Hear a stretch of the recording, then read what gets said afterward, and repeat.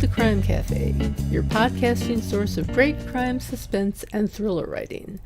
I'm your host, Debbi Mack. Before I bring on my guest, I'll just remind you that The Crime Cafe has 2 ebooks for sale, the 9-book box set and the short story anthology. You can find the buy links for both on my website, debbimack.com, under the Crime Cafe link. You can also get a free copy of either book if you become a Patreon supporter. You'll get that and much more if you support the podcast on Patreon, along with our eternal gratitude for doing so. But first, let me put in a good word for Blueberry Podcasting. I'm a Blueberry affiliate, but that's not the only reason I'm telling you this. I've been using Blueberry Podcasting as my hosting service for my podcast for years, and it's one of the best decisions I ever made. They give great customer service. You're in complete control of your own podcast. You can run it from your own website. And it just takes a lot of the work out of podcasting for me. I find for that reason that it's a company that I can get behind 100% and say, you should try this. Try Blueberry. It doesn't require a long-term contract, and it's just a great company, period. And it also has free technical support by email, video, and phone. So you can get a human being there. Isn't that nice? Hi, everyone. My guest today is the author of a book that I've had the pleasure of reading and reviewing, a suspenseful novel that weaves in humor and social commentary. It's called The Perfect Neighborhood, and I highly recommend it. It's my pleasure to have with me today the author, Liz Alterman.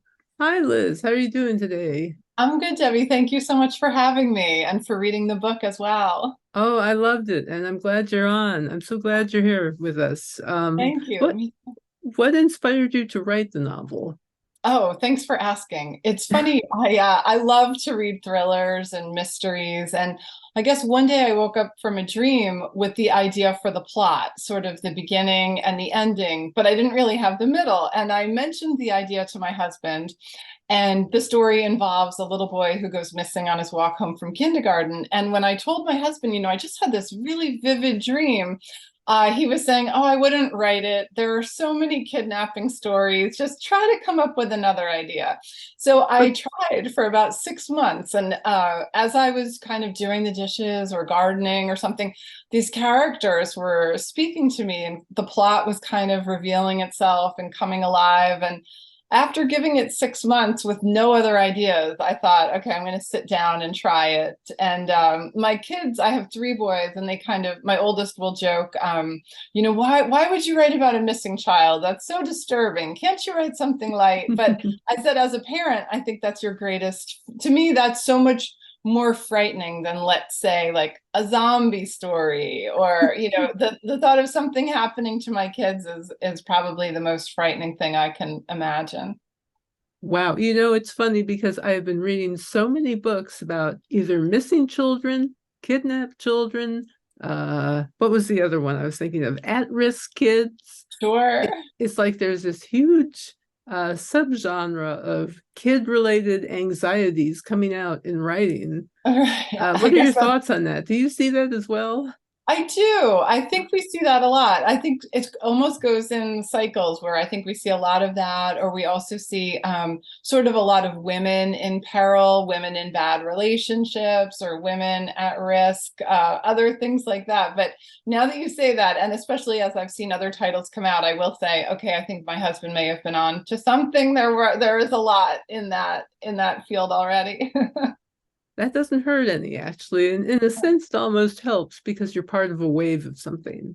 Right, that's true. And actually, you're tapping into something I think very primal for parents, particularly mothers, I would think. I'm not a mother, so it's very hard for me to really think about that. But if I think about my own mother, it makes sense to me, a lot of sense. Right. Absolutely. Can you tell us a little about the plot? Sure.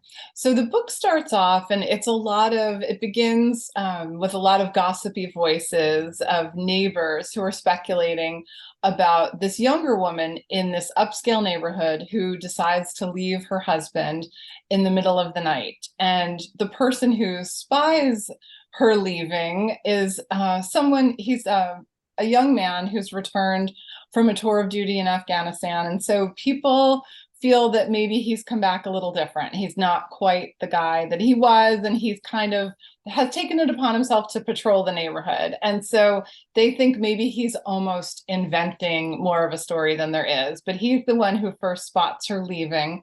And she's this beautiful model and actress, and her husband is a former rock star who gives music lessons to kids in the afternoon. And so everyone sort of speculates, if these two can't make it work, how can we? Like, they're this golden couple, and everyone's kind of had their eye on them. And then fast forward 2 months, this little boy goes missing on his walk home from kindergarten. And sort of, it's almost like that record scratch moment of everybody kind of taking a look around and thinking, we're supposed to be safe here in this lovely neighborhood. Is there a predator in our midst? Is it someone we know, someone among us who knew this little boy's routine? Is it someone who maybe his mom is a real estate agent, and sometimes she can be a bit of a cold fish, and he has a stepbrother who's maybe not thrilled about his dad marrying that real estate agent. So there's sort of a lot of people who get called into question. And I kind of wanted to explore the idea of, what it's like to live in a nice community where you think maybe nothing can go wrong, and sort of the secrets, or not necessarily secrets, but you can look at someone's life from the outside and think it looks beautiful and perfect and flawless. And then you kind of open the door and there's a whole different world going on behind closed doors. Yes, yes. I mean, things are not always the way they seem. Certainly, people who seem to have perfect lives don't always have perfect lives. Nobody really has a perfect life when you come right down to it. No. How would you describe your writing style? Would you say you're more a thriller writer, mystery thriller, crime novel? How do you like to describe your writing? That's a great question. I think suspense is something that I feel is a through line. I feel almost guided by, if an idea catches me, then rather than sticking with a specific genre or a theme, I kind of like to hop around. Before The Perfect Neighborhood, I had written a young adult thriller that some people will say maybe the first half is scary and thrillery, and then almost the second half is more of a coming of age, as the main character deals with the aftermath of what she went through. And then prior to that, I had written a memoir that I like to think has a little touch of suspense in it. It's about the period when my husband and I were laid off within 6 weeks of each other. And so we kind of struggled to get back on our feet. And so, so I tried to add humor, yes, but definitely, as I like to joke, don't try this at home. It's not fun. Yeah, yeah. And you have to laugh at some point. Exactly right. If you don't, you'll cry. So exactly. Your novel seems to comment almost as much on suburbia as it does on, say, rumors and secrets and the darkness beneath a perfect exterior. Was that intentional?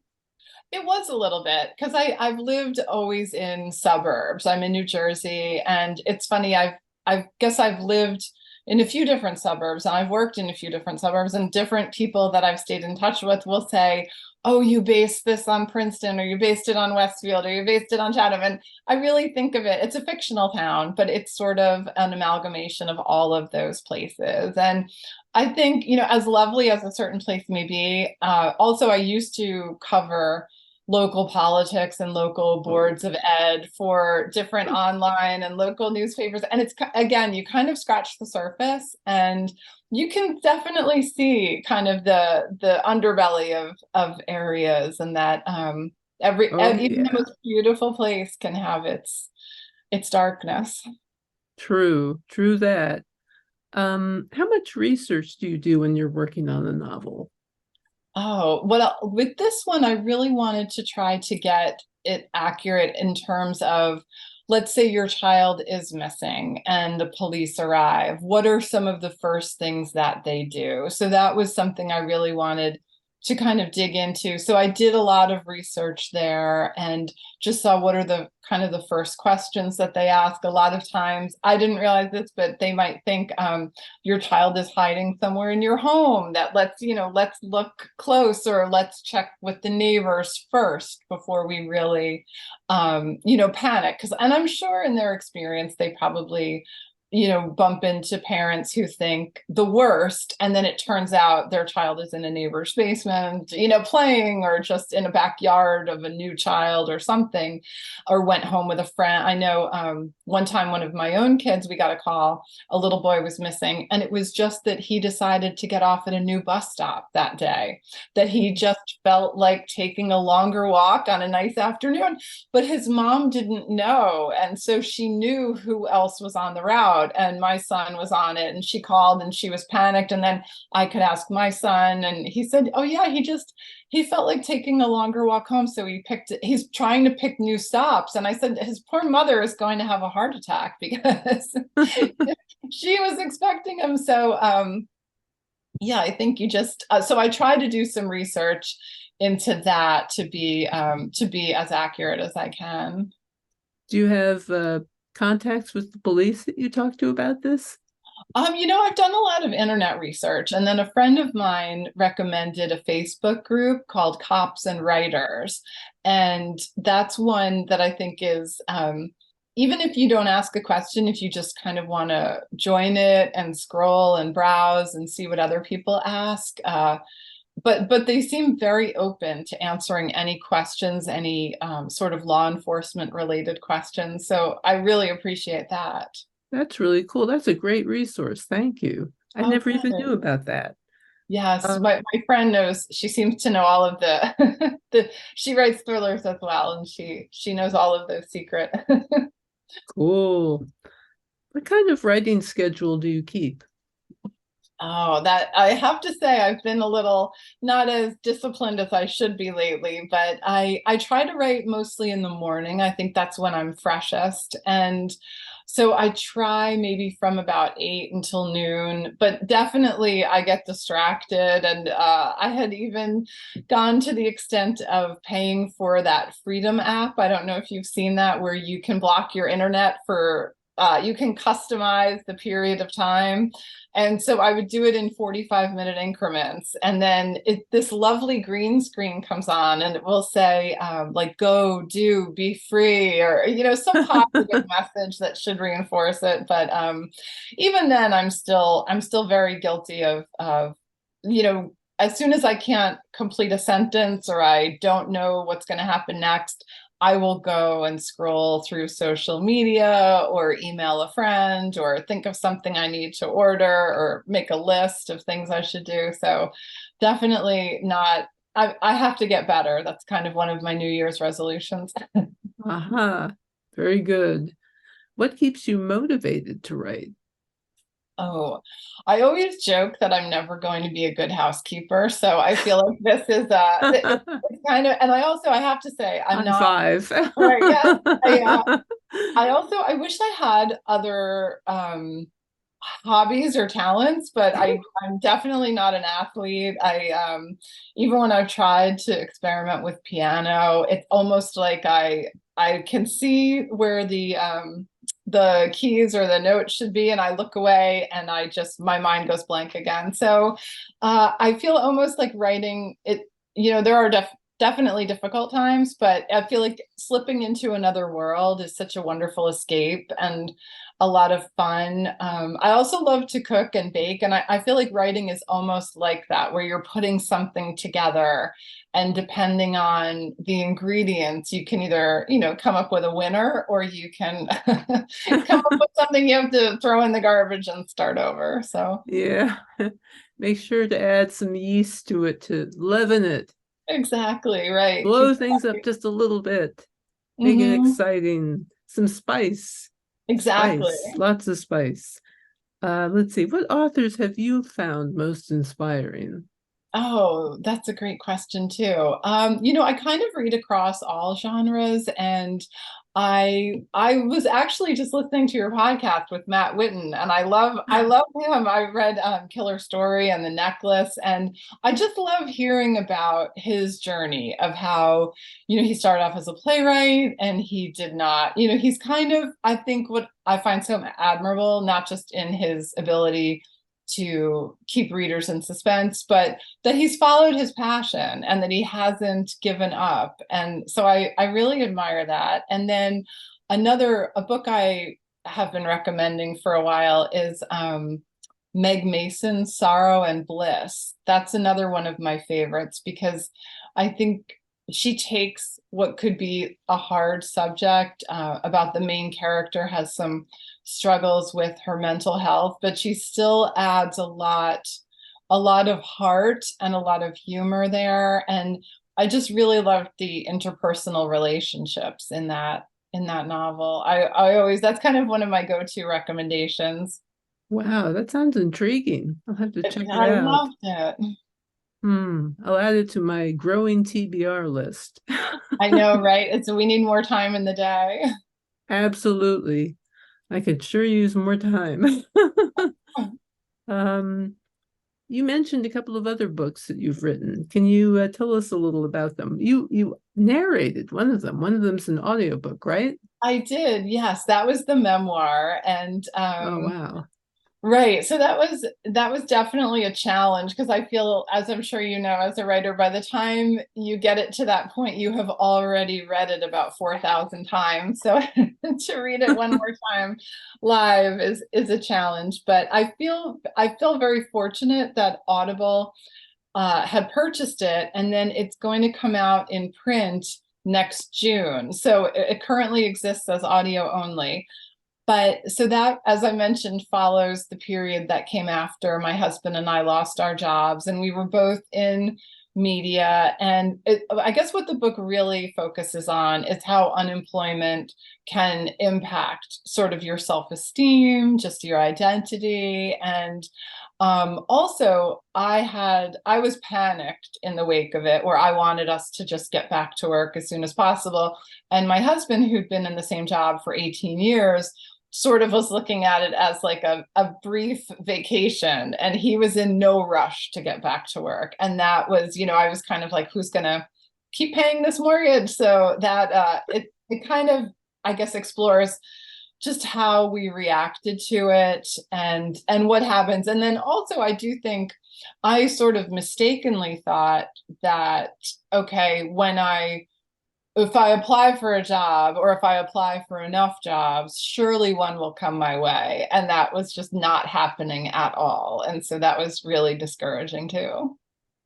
Yeah, it's amazing how much we're defined by our work. Absolutely. I know that it was really kind of jarring for me to stop practicing law and start writing for a living. Wow. It was just very different. It was just so different. It was like suddenly you're alone in a room sitting there writing, And it's like so different than practicing law. I can't imagine, right? And a whole different type of writing too, I'm sure. Oh yeah. I mean, you have to unlearn all that explanation stuff you do as a lawyer and get into the flow of writing fiction, of creating a world, that sort of thing. Yes. I can't imagine. What a gear shift that must be. It was quite a gear shift, actually. I ended up getting a lot of inspiration from other writers. I would read the way they wrote and I'd go, I see what they're doing there. Oh, that's great. Yeah, to me, it's like, if you want to learn how to write, take a writing class and read. I think so too, absolutely. My gosh, because there's so much inspiration out there to be gotten, as well as just great stories. There really is. And I don't know about you, but I also like to flip between, I was going to say, when you asked about books, another one of my favorites from this year was You Could Make This Place Beautiful by Maggie Smith, the poet. I don't know if I listened to that on audio, and she narrates it. And what I loved about it is in many cases, she's speaking to the reader, and she'll say, I could have started this story here, or I could have started this story there. And I love that she's kind of acknowledging the challenges that we face as readers, but then also kind of addressing the curiosity you might have. Or I'm sorry, maybe I'm saying that backwards. But as a writer, you have all these options. Where should you start? What should you include? What details should you withhold? And then as a reader or a listener, any question you're kind of thinking, well, I wonder why she started here. And then she kind of answers it. Or is she going to go here? And she'll say, reader, I'm not going to show you this. And here's why. And it's really interesting. That does sound interesting. I'll have to look into that one too. Um, what advice would you give to anyone who is interested in writing for a living? Oh, I would say I think you have to be pretty resilient. I think you have to know going in that this is not, you can work super hard and that's no guarantee of success. A lot just has to do, I think, with timing and luck, and maybe just having your piece of writing land in the right inbox with the right editor on the right day. And I guess getting back to resilience, I would say you can be at this for such a long time. Like I one time was listening to a master class with Judy Blume, and she talks about, and she's very open and honest about a novel that she had written. And this was, well into her career. She was writing an adult novel. And the editors were telling her something's wrong with it. We need to rework it. And as I always listen to these while I'm cooking or baking, and I just had to stop and I was thinking, how did Judy Blume not stand up and say, I'm Judy Blume, come on, I know what I'm doing. But so what I guess her point was that, even if you have a lot of books, sort of in your portfolio or on your resume, that doesn't mean that the next one is going to be a hit or sell. I guess you can't really take anything for granted in the writing life, I would say. But I would also say, I think a lot of people, even if you don't want to write or you think I'm done, writing might not be done with you. If it's in you, it's in you. And I think it's hard to shake if that's your passion. I think what you're saying is absolutely true. And very good advice. What are you working on now? What's next? Oh, that's a great question. I just finished a thriller that I hope it's thrilling. It involves so just kind of like families that have been good friends for a long time, and then something occurs between their children that sort of fractures those relationships. And so I just finished it, and I'm hoping to work on revising it over the holidays. That sounds interesting. Sounds like it has a lot of characters in it. It does. It does. You get to meet their moms and then the sons who are in their 20s, and then their siblings are in it briefly as well. So I think multi-generational stories can be so interesting. I think so too, right? And how everyone sort of relates to each other or perceives the other. Exactly, yeah. Is there anything else you'd like to add before we finish up?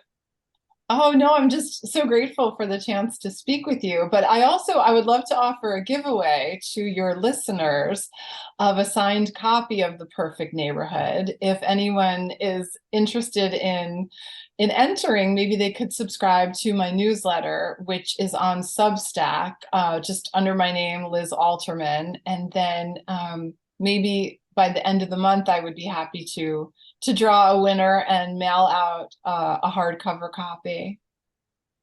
That's fantastic. I didn't know you were on Substack, so am I. Oh, good. Okay, we'll have to follow each other. I'm all over the place on Substack. It's kind of ridiculous. I don't know what I'm doing there. Oh, right. I'm feeling my way along, so to speak. Right. I know. I think I may have oversubscribed. I feel every day I wake up to about 10 newsletters and they're all so interesting. I want to read everything and then comment and share if you can. Yeah. It's just like it's almost too much. Right, right. But it's cool, there's a lot of cool stuff on there, I gotta say. Definitely. Well, I just want to thank you again for being here. It was wonderful talking to you, and I really did enjoy your book a lot. Oh, thank you so much. And thank you for having me. It's my pleasure. It really, really is. And I hope you have a great weekend. You too. Thank you. I would like to also extend that wish to my listeners and watchers here on YouTube, or whether you're listening on the podcast channel. Once again, thanks to my patrons and everyone out there listening. Please leave a review if you enjoyed this episode, and tell all your friends. Be sure and tell all your friends. And check us out on Patreon, where I have bonus episodes and ad-free content. On that note, our next guest will be Michael Ferris Smith. He has a pretty amazing story to tell, let me tell you. Until then, take care and happy reading.